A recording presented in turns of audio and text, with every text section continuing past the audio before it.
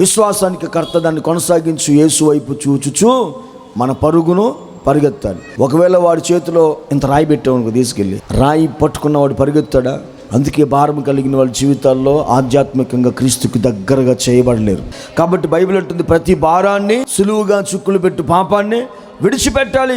కుటుంబంలో సమస్యలు ఉన్నాయి, భారం ఎట్టబోయిద్ది? స్తుతి చెల్లించినప్పుడు. భారభరితమైన ఆత్మను తప్పించుకోవడానికి ఒకే ఒక్క దారి బైబిల్ చెప్పింది, ఏంటంట? స్తుతి. ఎప్పుడైనా భారభరితంగా కృంగిపోయినట్లుగా విసుగ్గా ఎందుకురా ఈ జీవితం అని చాలా సమయాలు వస్తాయి.